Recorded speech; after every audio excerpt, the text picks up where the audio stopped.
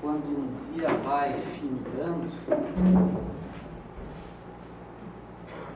já escuridando a noite, vai nos convidando ao recolhimento do corpo, num dia como hoje, 7 de setembro, que a gente consiga fazer uma reflexão, mínima que seja, a fim de que possamos encontrar ou nos encontrar com a nossa responsabilidade para com a nossa pátria, para com a nossa nação.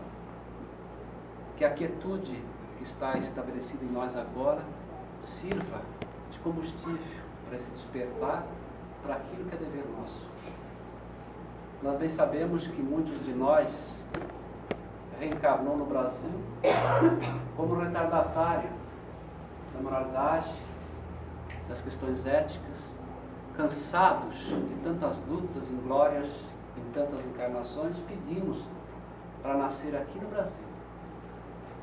Nesse pronto-socorro de almas, o Brasil é um hospital de espíritos degradados, de toda ordem, de toda natureza, vindos de muitos lugares, distantes e lugares perto. Mas, sobretudo, é um pronto-socorro, um hospital de almas para nós espíritos que já fizemos tantas coisas que poderiam ter sido melhores.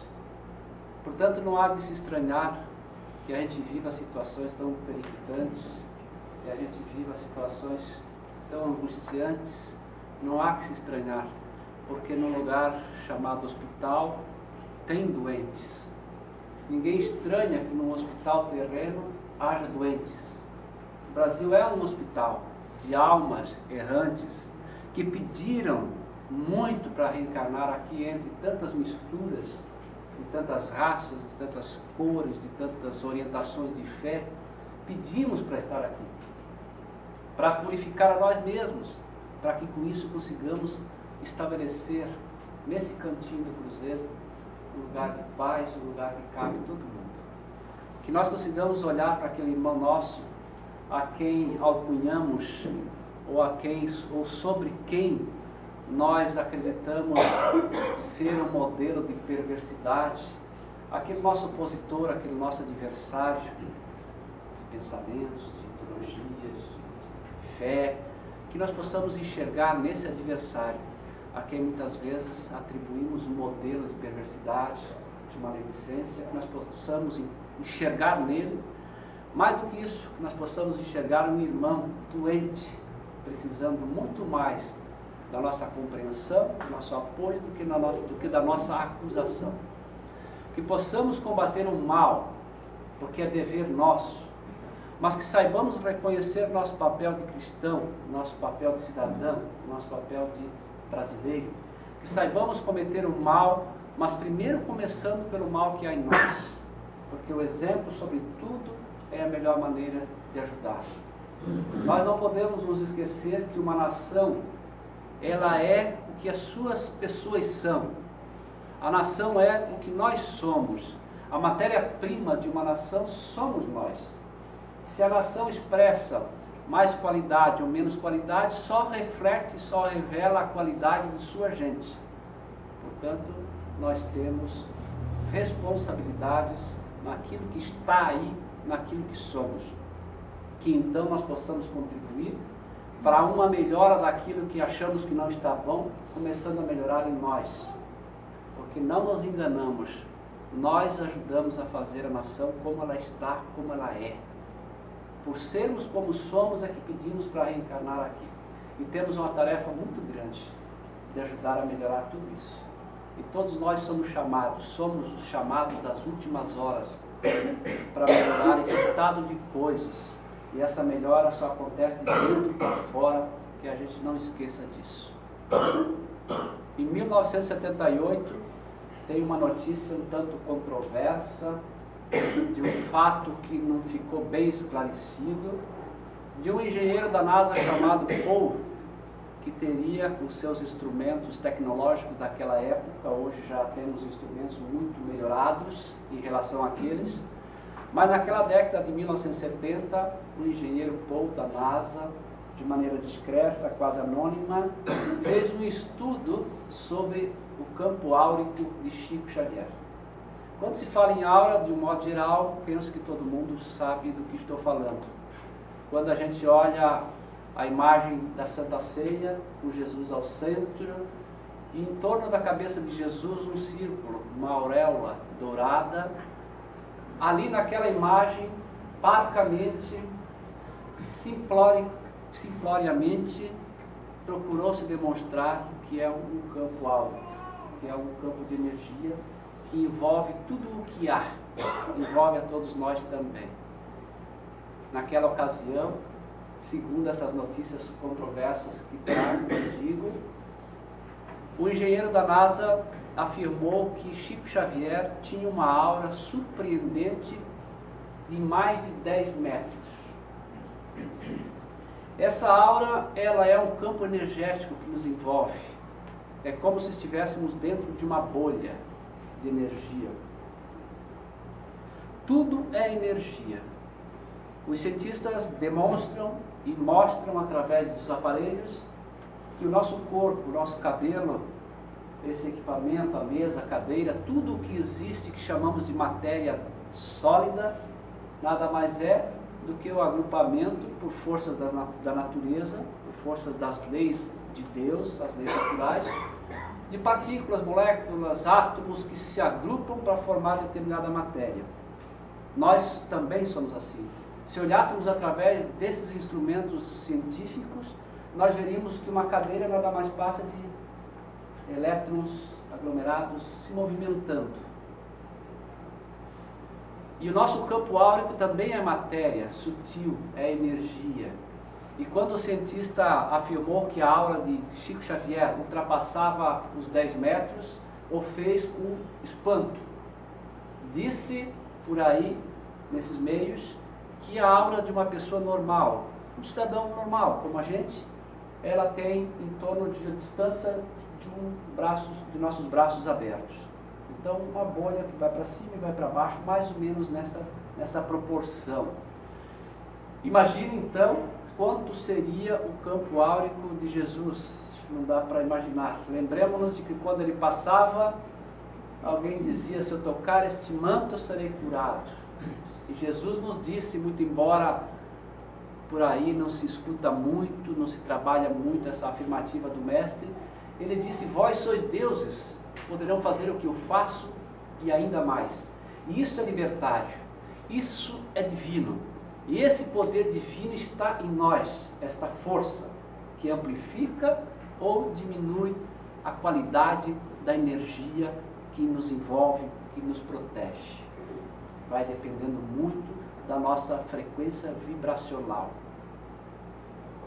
Um pouco antes da década de 1970, os cientistas russos, quando se falava muito um pouco antes da Guerra Fria, a cortina de ferro, eles faziam muitos experimentos de ordem telepática, de telecinesia e outras ciências, e também vieram ao encontro vieram ao encontro de Chico Xavier, convidando-o para morar na Rússia, para permitir que os cientistas da época pudessem examinar Chico para saber o que acontecia com ele, tamanho era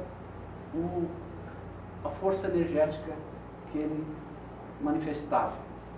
Conta a história que Chico teria ficado assim entusiasmado com a proposta, porque, segundo dizem, teria uma grande soma em dinheiro como recompensa, e ele logo pensou que aquele dinheiro todo poderia ser útil na construção da sua obra social, espiritual, que ele já desenvolvia naquela época. Mas aí Emmanuel disse a Chico: olha, tu pode até ir, mas eu fico. E Chico então reavaliou e disse que não ia também, acabou por ficar. Mas o campo áurico é uma coisa que chama a atenção de todos que se debruçam a estudar um pouquinho a matéria energética que nos envolve a todos. Quando Jesus passava era assim, as pessoas curavam-se só por chegar perto. Fala-se que Pedro, o apóstolo, que criou a primeira congregação cristã Depois que Cristo foi crucificado, desencarnou, portanto, o apóstolo Pedro, que é o mais citado no Evangelho, no Novo Testamento, se não me engano, são 124 vezes que o apóstolo Pedro é citado. Ele era o porta-voz entre os discípulos para com Jesus. E Pedro criou a primeira congregação, a primeira entidade, podemos dizer, a primeira reunião de cristãos depois do desencarne de Jesus, a quem ele deu nome para essa casa, para esse local de encontro, ele deu o nome de Casa do Caminho, aonde era um local que se acolhia indistintamente todos os sofridos, os deserdados, as viúvas, os órfãos, os doentes que passavam pelo caminho, passavam pela Casa do Caminho de Pedro.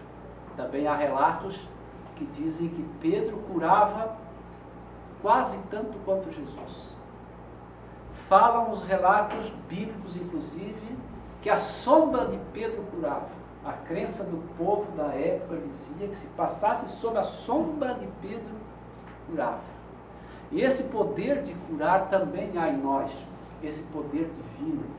Foi Jesus quem disse: vós sois deuses e poderão fazer como faço e ainda mais. A gente é que se distrai muito, a gente é que se ocupa com tantas outras coisas e esquece dessa força que há em nós.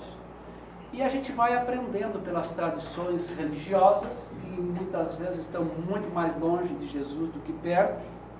A gente foi esquecendo pelo caminho disso tudo, porque também não é muito difundido. Porque se a gente não cuidar, os movimentos religiosos, eles aprisionam mais do que libertam. E para aprisionar, certas verdades não podem ser explanadas claramente. Mas não importa, o importante é que estamos avançando. E se hoje estamos no Brasil do jeito que está, é bom que a gente saiba também que estamos em processo de melhora, para que ninguém alimente a negatividade mental e do sentimento, aquelas irradiações que falei outro dia aqui das nossas frequências vibracionais, que são emanadas de nossa mente, da nossa atividade pensiática ou dos nossos sentimentos, a partir de nossos corações, que também geram irradiações eletromagnéticas, que a gente não alimente a onda negativa de destruição da nação, do planeta e assim por diante. Que a gente consiga alimentar com fluidos positivos, com energias boas, com energias curadoras, porque nós podemos fazer isso, cada um de nós. Então que a gente não se iluda de achar que está tudo perdido, porque se acreditássemos nisso, teríamos perdido a fé em Deus, teríamos perdido então a fé em Jesus, porque eles estão no comando, e no comando de Deus então não há nada perdido. A humanidade caminha, trôpega, batendo cabeça, mas está aprendendo. E é da dor que sai a lição. Não é à toa o ditado que diz que nós temos mais capacidades de aprender pela dor do que pelo amor. E estamos purgando os nossos crimes, as nossas indolências, a nossa falta de ética, a nossa falta de moral, de muitas encarnações, nesse momento. Por isso que somos chamados a fazer o nosso melhor. E o melhor que podemos fazer para o todo é melhorando a nós mesmos. Que a gente não se afaste disso, portanto. Quando a gente pensa nesse campo áureo, em que a gente está envolvido, nessa energia, a gente vai lembrar também da foto Kirlian. Procure na internet, tem muita informação, que é possível de fotografar através dos equipamentos fotográficos diferenciados, é possível fotografar a aura. E é possível de se perceber se uma pessoa não está bem ou se ela está bem, pelas cores que são reveladas na fotografia. Quando a pessoa está desanimada, está deprimida, desesperançada, está vivendo em desamor, em desalento, com raiva, com mágoa, com doença física. Esse campo energético ele aparece com luzes diminuídas. Não é tão resplandecente quanto aquela pessoa que está feliz, que está alegre, esperançosa, que está trabalhando, lutando, acreditando. Essa energia tem mais qualidade. E é essa energia de maior qualidade que vai dar para a gente a saúde e a felicidade. É ali que reside o segredo de muita coisa. Quando eu estava fazendo a pós-graduação em psicologia transpessoal, Cristina, eu tive a oportunidade de conhecer uma terapeuta que atendia num consultório lá em Santo Amaro, cuja aptidão terapêutica dela era a de sentar na frente da pessoa com os olhos fechados, sem que a pessoa precisasse dizer coisa alguma. Ela sabia aonde estava o problema psíquico ou o problema orgânico da pessoa, porque ela analisava, ela tinha a capacidade de ler a aura da pessoa. O trabalho dela era nessa direção. Ela tinha capacidade de enxergar e de sentir o campo áurico das pessoas. E aonde há deficiência de luz, onde há sombra, há doença. Há doença, e é fácil então, para quem tem essa aptidão, de saber aonde está o problema. Então, se a gente se elevar em pensamentos, em boas ações, em fazer o bem, naturalmente que o nosso campo áurico fica mais fortalecido, que essas energias ficam mais vivas, mais luminosas. Os espíritos trazem, através dos relatos psicografados, eles informam que reconhece-se o espírito pela luminância, pela irradiação. Eles conseguem perceber o que se passa com o espírito, com a gente inclusive encarnado, através das cores que emanam de nossos pensamentos. Não só das cores, como dos odores. Porque o pensamento também emite odores, cheiros.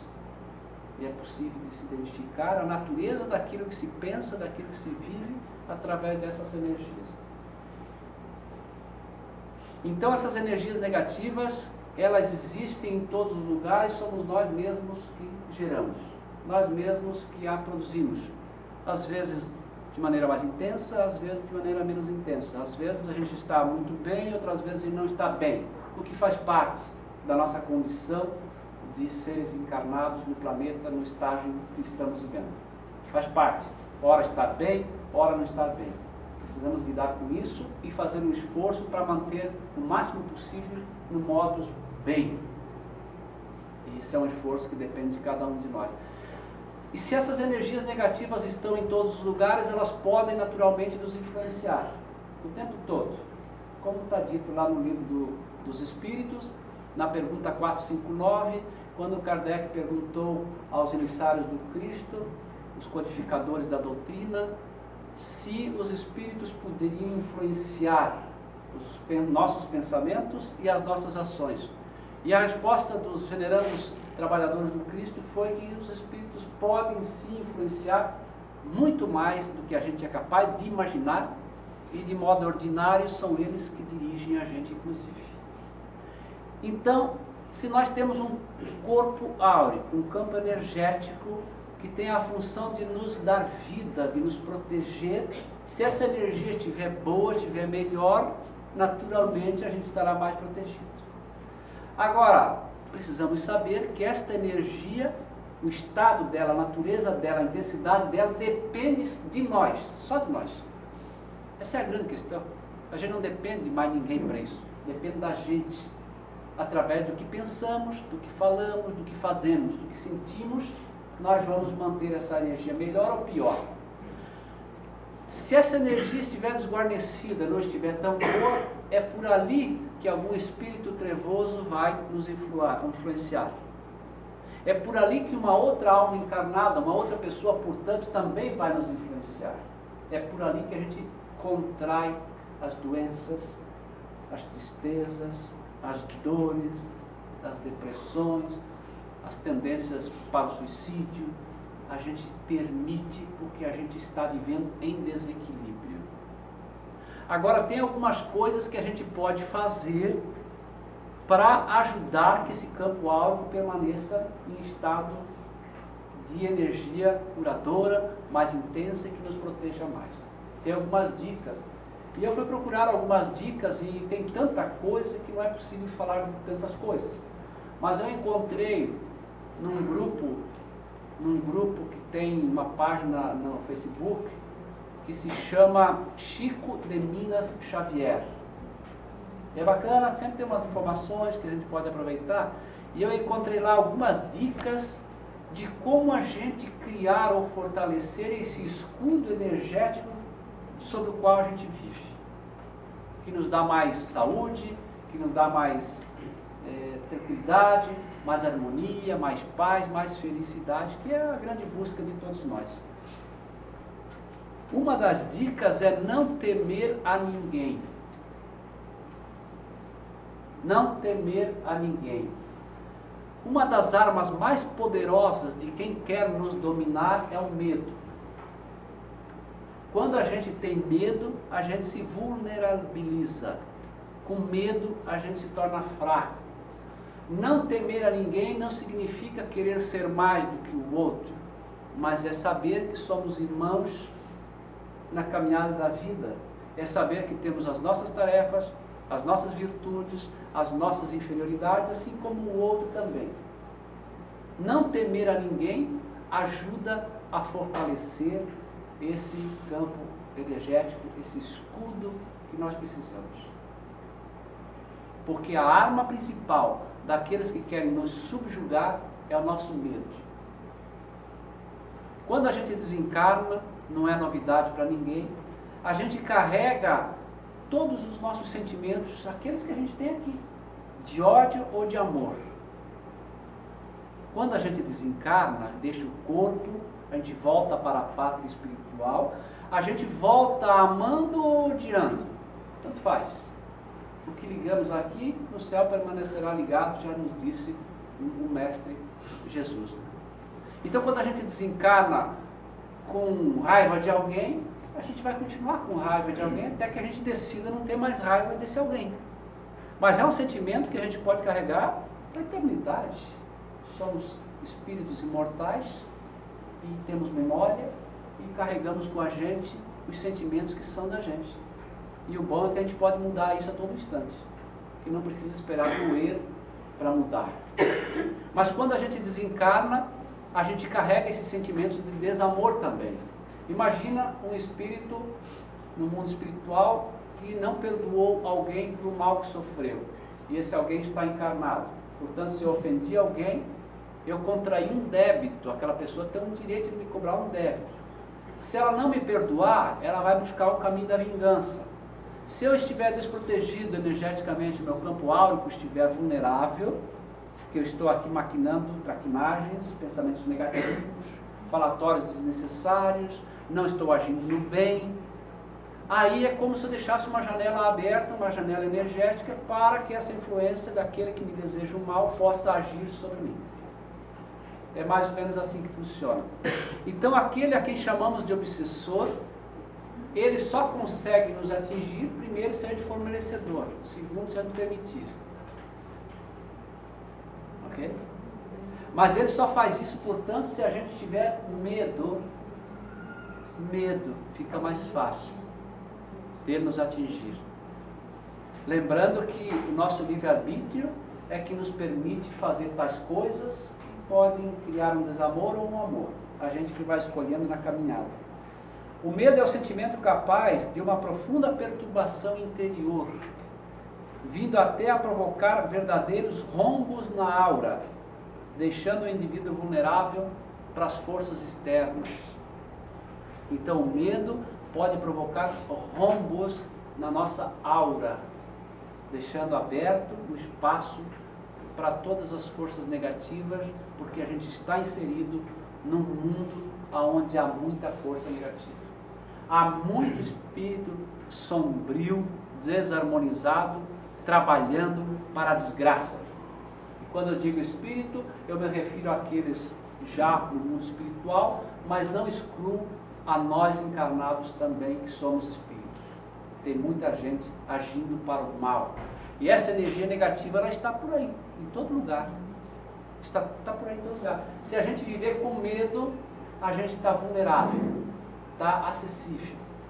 Porque alguns vão nos obsidiar para nos perseguir, para se vingar de alguma coisa.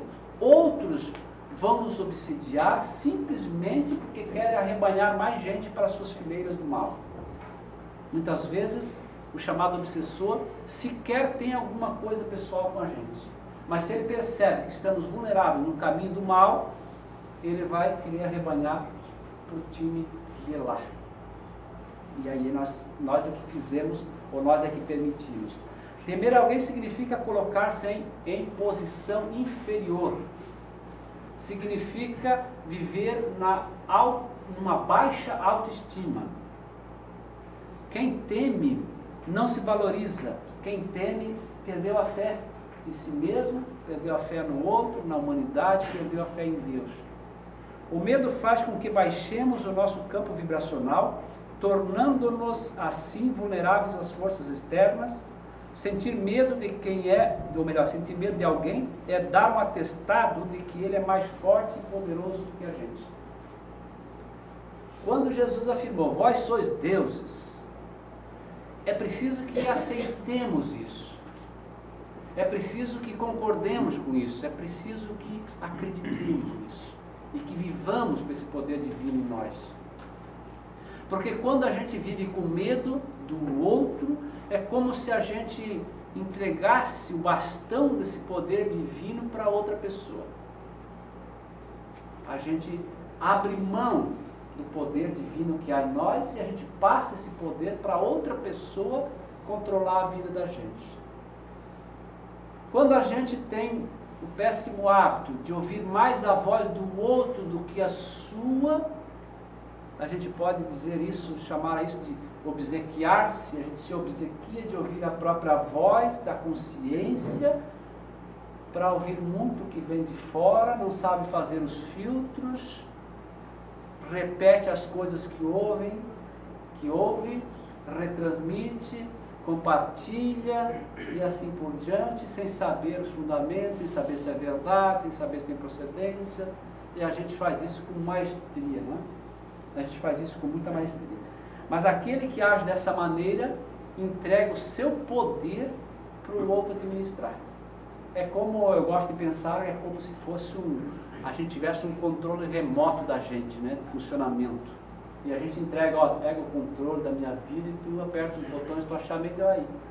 E aí eu não me gerencio mais.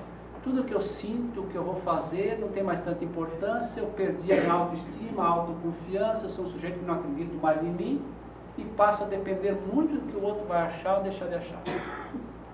E nós vivemos num tempo, sinceramente, em que a nossa necessidade de aprovação nunca esteve tão em alta como agora.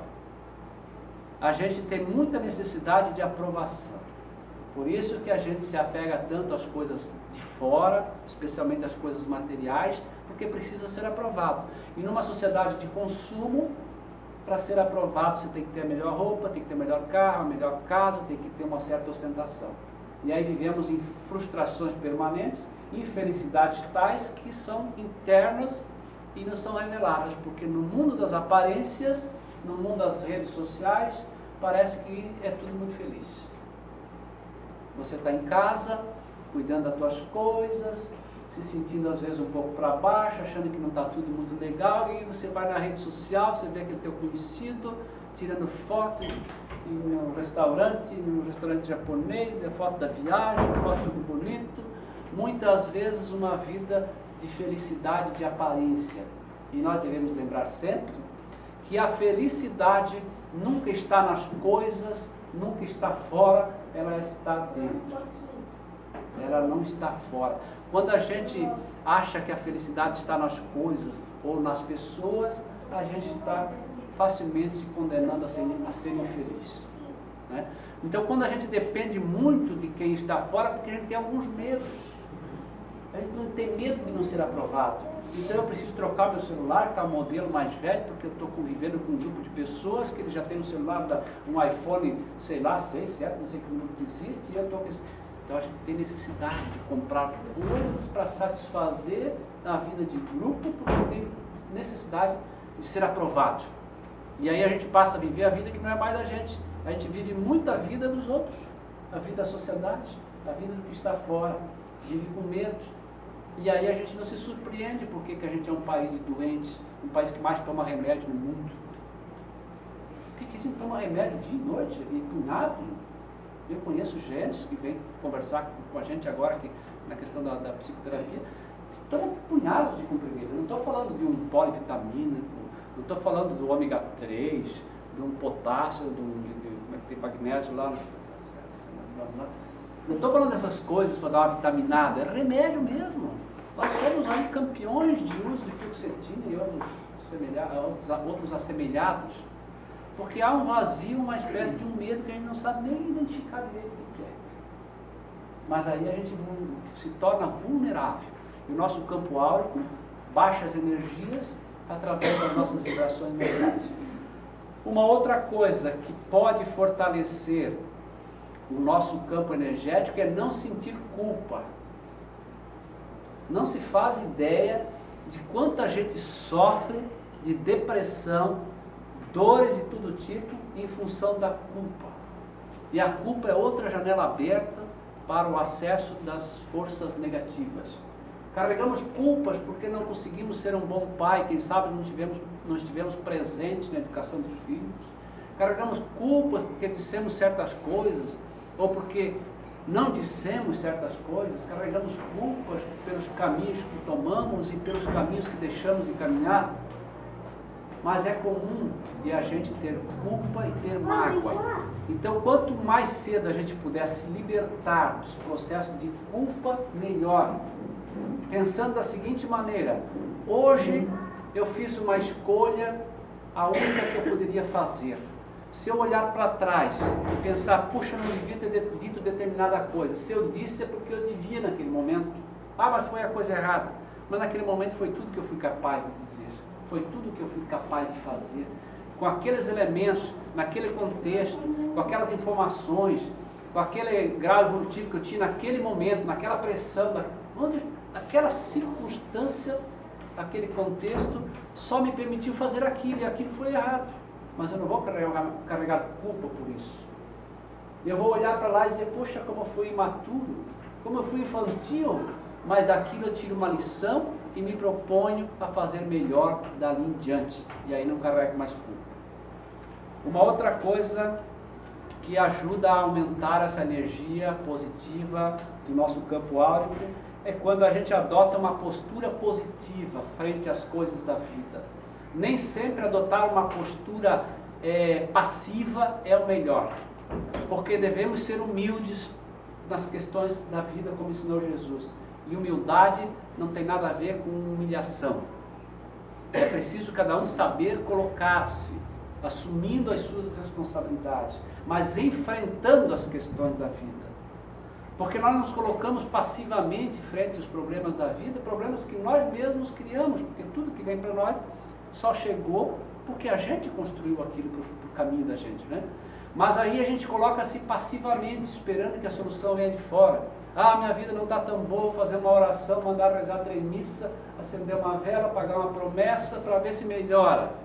Isso é, de certa forma, uma passividade. Não que não se deva fazer, claro que se deve pedir forças, coragem, ânimo, mas eu tenho que proceder às mudanças que eu preciso para a minha vida. Então, a enfrentar a vida com proatividade. E não de maneira passiva, esperando que de alguma forma as coisas vão se resolver. Fique sempre do seu lado, é a outra dica. Porque se tem uma coisa que a gente é mestre, é abandonar a gente. A gente abandona a gente facilmente. A maior causa dos problemas de relacionamentos humanos é a auto-obsessão. Nós falamos há pouco sobre obsessão, a influência negativa dos outros sobre nós, com intenções más, portanto. Isso é danoso. Mas tem uma coisa tão danosa quanto a auto-obsessão, e mais ainda que é, aliás, quanto à obsessão, é que é a auto-obsessão. Mas grande parte dos problemas existe porque não nos relacionamos bem com nós mesmos. Quando a gente não está harmonizado, não está feliz, não se basta, não está cheio, a gente vai procurar isso tudo fora. É comum de se ouvir pessoas dizer assim que estou me sentindo tão vazia, e eu preciso encontrar alguém que me preencha esses espaços. E a gente pode dizer, mas é muita covardia, não é?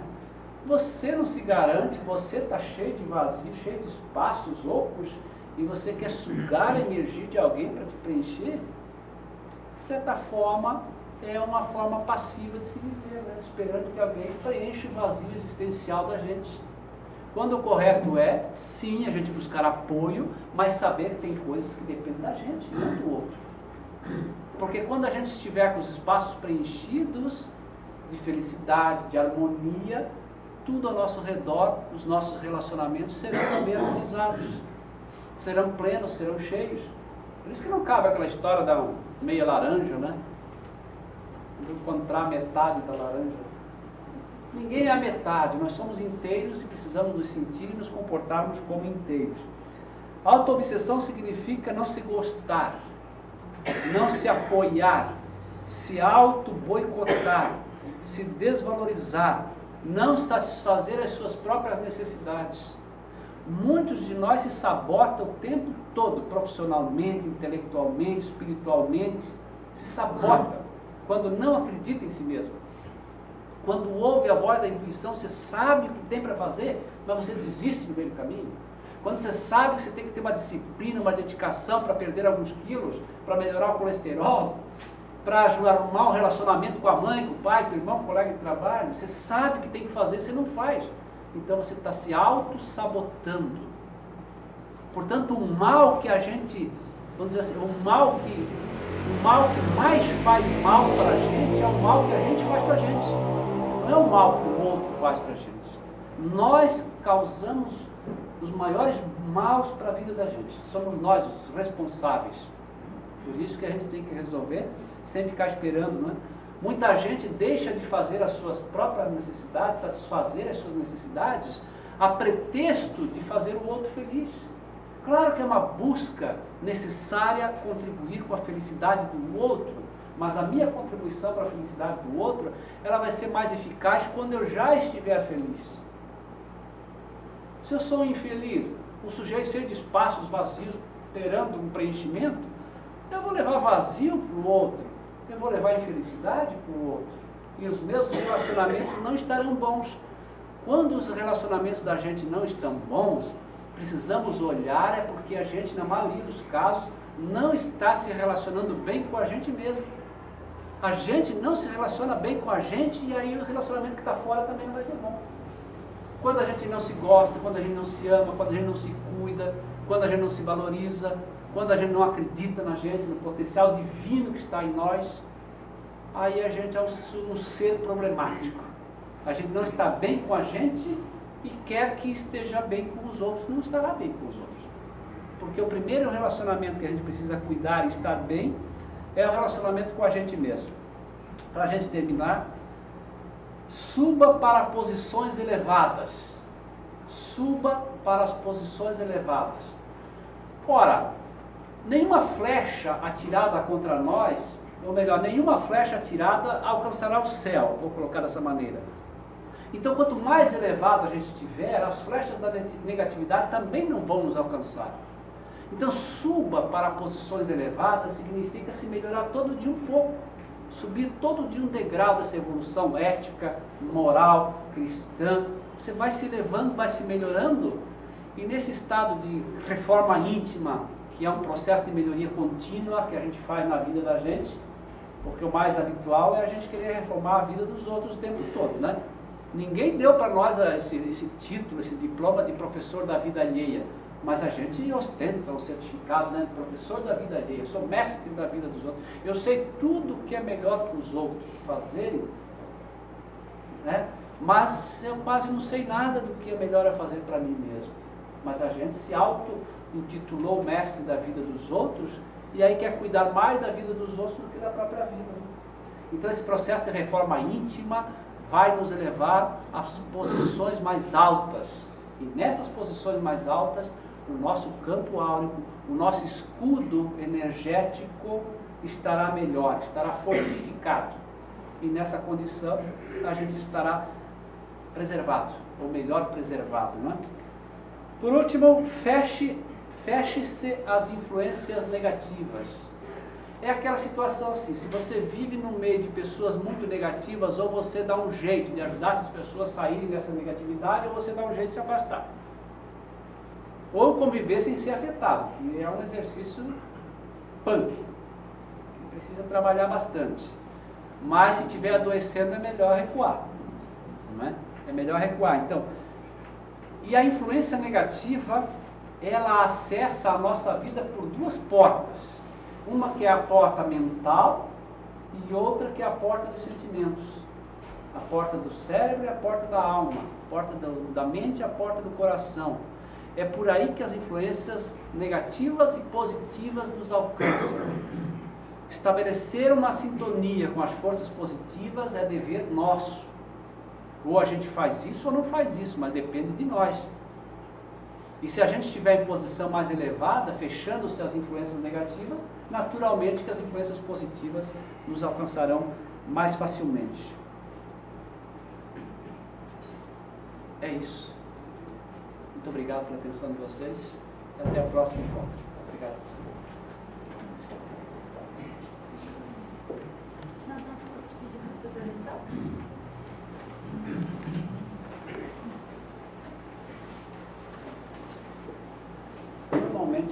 oração? Normalmente a gente faz a oração de olhos fechados. Não que seja obrigatório, cada um encontra o seu ponto, né? É que com os olhos da carne fechados, a gente tem uma capacidade melhor de silenciar, de aquietar, né? Então eu convido aqueles que desejam fechar seus olhos para esse momento de encerramento da atividade de palestra, para que a gente possa ingressar depois ao trabalho de fluidoterapia. E é importante relembrar que na sala, na Câmara de Passe, na Câmara de Fluidoterapia, é importante que a gente possa, na medida do possível, esvaziar a nossa mente, aquietar o nosso coração. Nem sempre é tão importante ficar pedindo. É muito importante a gente fazer uma limpeza mental, uma limpeza e deixar o recipiente mental livre, aberto, para que a espiritualidade maior possa depositar ali aquelas coisas, aquelas energias, aquelas intuições, aquelas inspirações, melhor dizendo, que a gente mais precisa, que possamos nos sentir dessa maneira. Agradecemos a Jesus pela oportunidade do reencontro, pedimos ao Pai que nos alimente, nos dando força para o corpo, para o espírito, para que não fraquejemos diante das nossas tarefas, para que saibamos nos comportar dignamente como um bom cristão deve se comportar. Agradecemos a Ti, Jesus, porque nos deste o privilégio de conhecer a Tua doutrina e que possamos, através desta, caminhar por caminhos mais claros, semeando sementes de amor por onde a gente passar. Te agradecemos, Pai. Agradecemos a todos os trabalhadores de Jesus do mundo espiritual e do plano encarnado. Muito obrigado, que assim seja.